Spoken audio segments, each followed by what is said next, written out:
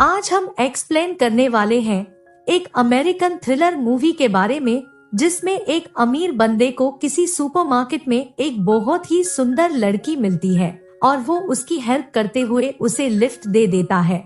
लेकिन वो लड़की बहाना बनाते हुए उसके साथ उसके घर चली जाती है और दोनों मौके को देखते हुए रात रंगीन कर लेते हैं। फिर कई दिनों बाद वे दोनों एक बार फिर से मिलते हैं। तभी कोई शख्स उस बंदे पर हमला कर उसे घायल कर देता है।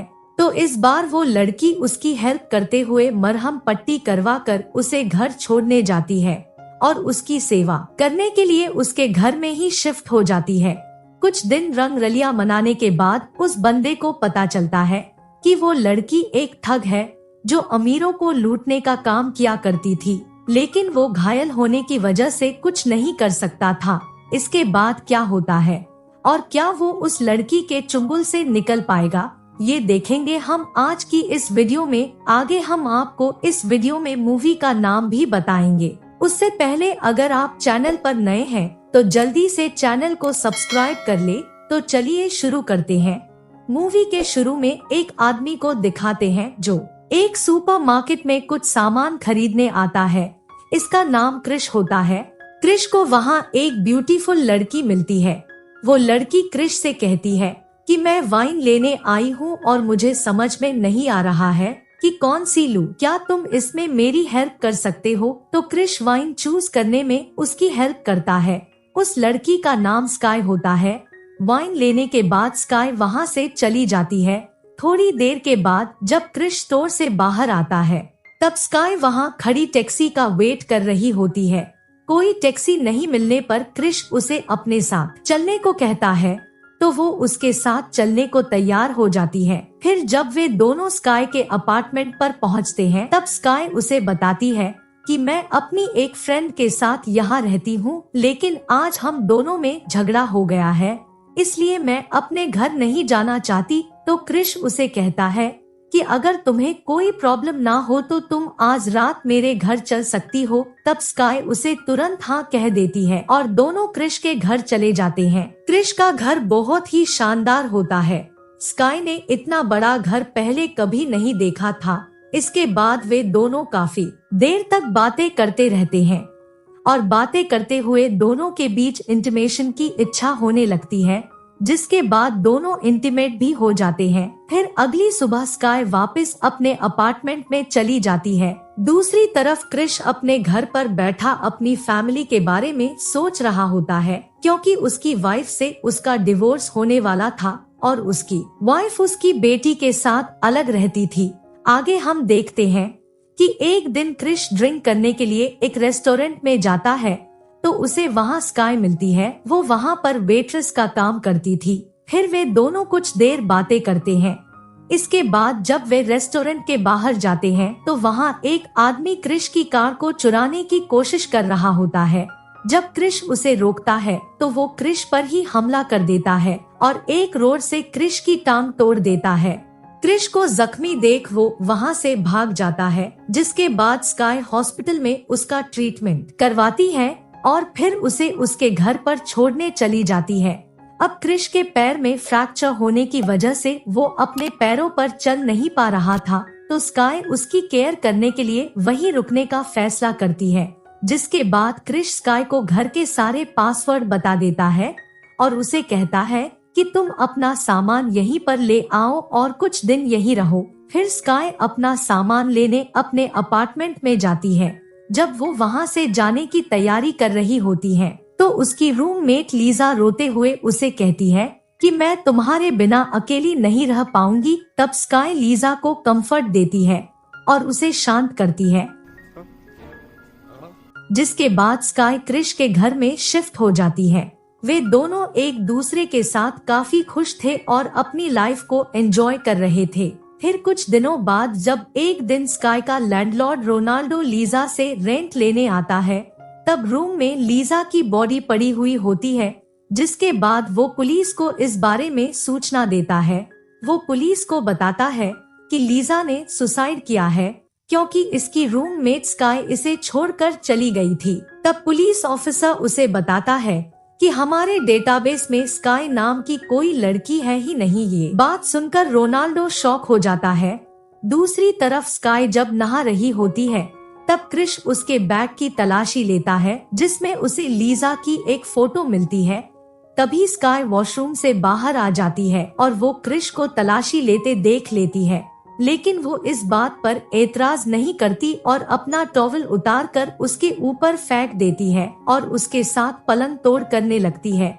फिर अगली सुबह जब क्रिश सो रहा होता है तब स्काई उसके फोन का फेस लॉक खोलकर बाहर ले जाती है। फिर जब क्रिश उठता है तो वो फोन को ढूंढते हुए लॉबी में आ जाता है। तभी वो न्यूज में देखता है कि लीजा की सुसाइड करने से मौत हो गई है। वो देखते ही पहचान लेता है कि उसने लीजा की फोटो स्काई के बैग में देखी थी। फिर जब स्काई मार्केट से वापस आती है तब क्रिश उसे लीजा की मौत के बारे में बताता है, लेकिन स्काई को इस बात से हैरानी नहीं होती और वो अपना ब्रेकफास्ट करते हुए क्रिश से कहती है कि लीजा को मैंने ही मारा है।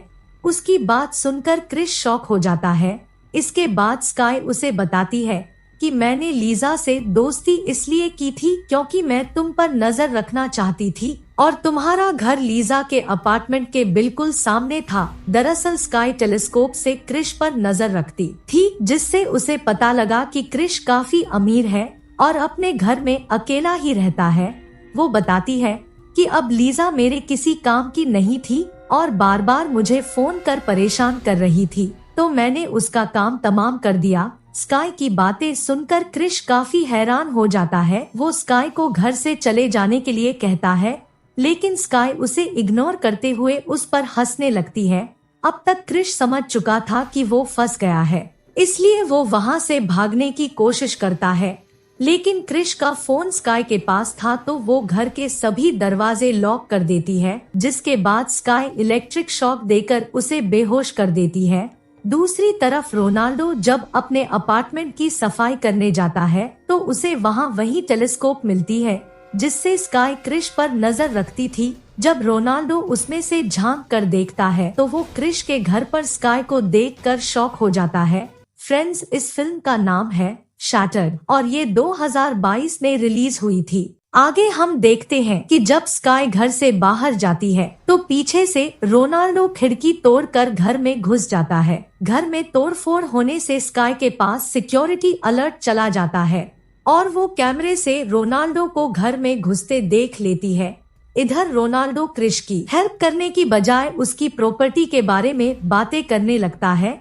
फिर जब वो क्रिश के मुंह से टेप हटाता है तब क्रिश उसे पुलिस को फोन करने को कहता है। इस पर रोनाल्डो उससे पैसे की डिमांड करता है तो क्रिश उसे कहता है कि वो पेंटिंग पिकासो की है, तुम वो ले जाओ, लेकिन प्लीज पुलिस को फोन कर दो। जिसके बाद रोनाल्डो क्रिश को खोलने लगता है, लेकिन तभी वो कैमरे में स्काई को वापस आते देख लेता है और वो वहाँ से भागने लगता है, लेकिन दरवाजा लॉक होता है तो रोनाल्डो ऊपर की तरफ चला जाता है।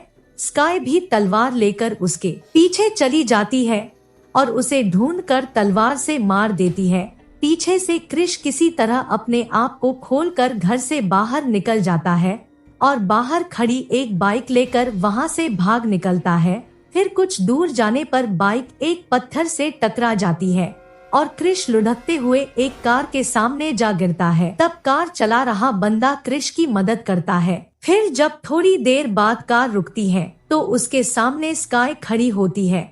तब क्रिश देखता है कि वो वापस अपने घर पर ही आ गया है। जिसके बाद वे क्रिश को घर के अंदर ले जाते हैं।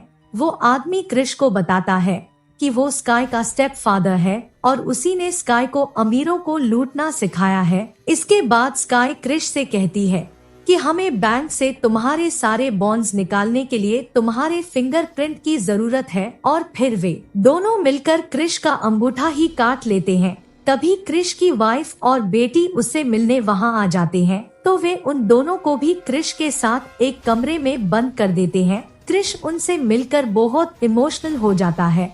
उधर स्काई का डैड क्रिश के अंगूठे को अपने हाथ में लगा लेता है और दोनों बॉन्ड्स लेने के लिए बैंक की तरफ रवाना हो जाते हैं। बैंक में वे हाथ में चोट लगने का बहाना करते हुए बड़ी ही चालाकी से क्रिश के अंगूठे का इस्तेमाल कर लेते हैं। दूसरी तरफ कमरे में बंद क्रिश और उसकी वाइफ वहां से बाहर निकलने का सोचते हैं। उधर जब वे दोनों लॉकर खोलते हैं तो उन्हें उसमें एक लेटर मिलता है जो क्रिश की वाइफ ने क्रिश के लिए छोड़ा था। उसमें लिखा था कि मैं यहाँ से सारे बॉन्ड पेपर निकाल रही हूँ। दरअसल क्रिश की वाइफ ने वो बॉन्ड्स पहले ही निकाल लिए थे। यह देखकर वे दोनों बहुत गुस्सा हो जाते हैं और तेजी से घर की तरफ रवाना होते हैं। उधर बच्ची रूम से बाहर निकलने में कामयाब हो जाती है और वो सिक्योरिटी कॉर्ड लगाकर अंदर चली जाती है। तभी वहाँ स्काई और उसका फादर भी आ जाते हैं। तब उनसे बचने के लिए बच्ची अपनी मॉम के साथ एक कबर्ड में छुप जाती है। उधर स्काई और उसके डैड घर को सर्च करते हैं। किसी तरह स्काई का पिता क्रिश को ढूंढ लेता है, लेकिन तभी क्रिश उस पर हमला कर देता है और दोनों में हाथापाई होने लगती है। तभी स्काई भी वहां आ जाती है और वो गन दिखाते हुए क्रिश से उसकी वाइफ और बच्ची के बारे में पूछने लगती है। तब उसका पिता उसे गाली देते हुए बार बार क्रिश को शूट करने को कहता है, तो स्काई गुस्से में उसे ही गोली मार देती है। अब वो अपने फादर की तरफ देख रही होती है कि तभी क्रिश उस पर अटैक कर देता है और फोन लेकर वहां से भाग जाता है। जिसके बाद स्काई उन्हें ढूंढने लगती है तो क्रिश फोन से घर का म्यूजिक ऑन कर देता है और पूरे घर की लाइट भी बंद कर देता है। अब क्रिश फोन की मदद से स्काई को देख सकता था। उधर अंधेरे में स्काई इधर उधर गोलियां चलाने लगती है। फिर जब वो बेसमेंट में पहुंचती है तो क्रिश उस पर पीछे से हमला कर देता है, लेकिन हाथापाई के दौरान स्काई उसे और ज्यादा घायल कर देती है। तभी क्रिश की वाइफ स्काई को मारने की कोशिश करती है और उन दोनों में फाइट होने लगती है, लेकिन स्काई काफी फुर्तीली थी तो वो उसे भी घायल कर देती है। फिर जब स्काई उन दोनों को मारने लगती है तो पीछे से बच्ची उसे गोली मारकर उसका काम तमाम कर देती है और यहीं पर ये फिल्म खत्म हो जाती है।